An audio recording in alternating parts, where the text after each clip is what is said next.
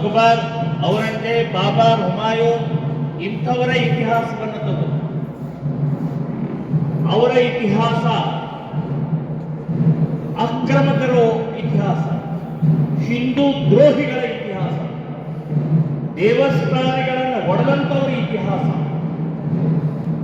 So ಇಂಥ ಇತಿಹಾಸ ನಮಗೆ ಬೇಕಾಗಿದೆ. ನಮಗೆ ಬೇಕಾಗಿದ್ದು ದೇಶಕ್ಕಾಗಿ ಹೋರಾಟ ಮಾಡಿದಂಥ ವೀರರ, ತ್ಯಾಗ ಬಲಿದಾನ ಮಾಡಿದಂಥವರ ಇತಿಹಾಸ ತಿಳ್ಕೊಂಡಿದ್ರೆ ಇವತ್ತು ನಮ್ಮ ದೇಶ ಈ ರೀತಿ ಆಗ್ತಾ ಇದೆ. ಇವತ್ತಿಗೂ ಕೂಡ ಈ ರೀತಿಯ ಶಿವಾಜಿಯ ವಿಚಾರಧಾರೆ ಅವಶ್ಯಕತೆ ಇದೆ. 400 ವರ್ಷದ ಹಿಂದೆ ನಡೆದಂತ ಛತ್ರಪತಿ ಶಿವಾಜಿ ಮಹಾರಾಜರ ಒಂದು ಹೋರಾಟ ಇವತ್ತಿಗೂ ಅವಶ್ಯಕತೆ ಇದೆ. ಇವತ್ತಿಗೂ ನಮ್ಮ ಹಿಂದೂ ಹೆಣ್ಣು ಮಕ್ಕಳ ಮೇಲೆ ದೌರ್ಜನ್ಯ ನಡೀತಾ ಇದೆ. ಇವತ್ತಿಗೂ ಕೂಡ ಸಾವಿರಾರು ವರ್ಷದಿಂದ ಪೂಜೆ ಮಾಡ್ತಾ ಇರುವಂತಹ ಗೋಮಾತೆ ಹತ್ಯೆ ಆಗ್ತಾ ಇದೆ. ಇವತ್ತಿಗೂ ಕೂಡ ಹಿಂದೂಗಳ ಮತಾಂತರ ಮಾಡುವಂತ ಷಡ್ಯಂತ್ರ ನಡೀತಾ ಇದೆ. ಸೊ ದೇಶವನ್ನು ಇಸ್ಲಾಮೀಕರಣ ಮಾಡುವಂತಹ ಷಡ್ಯಂತ್ರ ನಡೀತಾ ಇದೆ.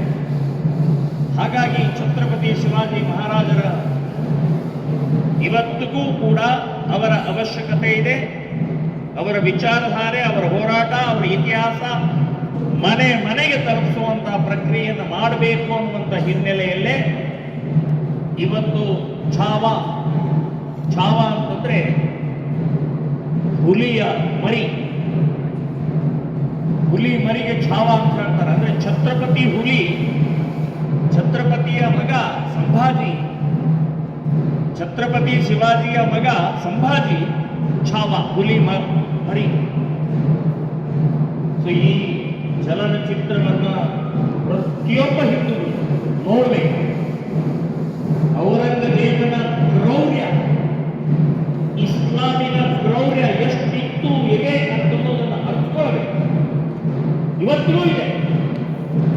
ನಮ್ಮ ಹಿಂದೂ ಹುಡುಗಿಯರನ್ನ ಇಲ್ಲೇ ನೇಹ ಹಿರೇಮಠದಲ್ಲಿ 27 ಬಾರಿ ಚಾಕು ಹಾಕಿಕೊಂಡಂತ ಆ ಔರಂಗಜೇಬನ ಕ್ರೌರ್ಯ ಇವತ್ತಿಗೂ ಜೀವಂತ ಇದೆ.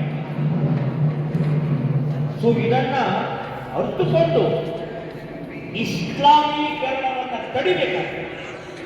ಈ ಕ್ರೌರ್ಯಗೆ ಉತ್ತರ ಕೊಡಬೇಕಾಗಿದೆ. ಅದಕ್ಕೋಸ್ಕರನೇ ಶ್ರೀರಾಮ್ ಸೇನೆ ಸಂಘಟನೆಯಿಂದ ಛಾವಾ ಸಿನಿಮಾವನ್ನು ಪ್ರತಿಯೊಬ್ಬರು ನೋಡಬೇಕು, ಪ್ರಚಾರ ಮಾಡಬೇಕು ಅಂತನ್ನುವಂಥ ದೃಷ್ಟಿಕೋನದಿಂದಲೇ ಇವತ್ತು ಇಲ್ಲಿ ಭಾಗವಹಿಸಿರುವಂಥವರೆಲ್ಲರೂ ಕೂಡ ಆ ಸಂಭಾಜಿ, ಧರ್ಮವೀರ ಸಂಭಾಜಿ ಭಾವಚಿತ್ರವನ್ನು, ಫೋಟೋವನ್ನು ನಾವು ಎಲ್ಲರಿಗೂ ವಿತರಣೆಯನ್ನು ಮಾಡ್ತಾ ಇದ್ದೀವಿ. ಹೆಚ್ಚು ಕಡಿಮೆ 1,00,000 ಪ್ರತಿಯನ್ನು ಮುದ್ರಣ ಮಾಡಿದ್ದೀವಿ. ಮನೆ ಮನೆಗೆ ತಲುಪಿಸುವಂತಹ ಪ್ರಕ್ರಿಯೆಯನ್ನು ನಿಶ್ಚಿತವಾಗಿ ನಾವು ಮಾಡೋರಿದ್ದೀವಿ. ಸೊ ಈ ದೇಶ ಭಕ್ತಿ ಇದ್ದರೆ ದೇಶ ಉಳಿಯುತ್ತೆ ಅಂತನ್ನುವಂಥ ಈ ಸಂದರ್ಭದಲ್ಲಿ ಛಾವಾ ಸಿನಿಮಾದ ಒಂದು ಸಂದೇಶವನ್ನು ನಾವೆಲ್ಲರೂ ತಗೊಂಡು ಹೋಗೋಣ ಅಂತ ಹೇಳಿ ನನ್ನ ಮಾತನ್ನು ನಾನು ಮುಗಿಸ್ತಾ ಇದ್ದೀನಿ.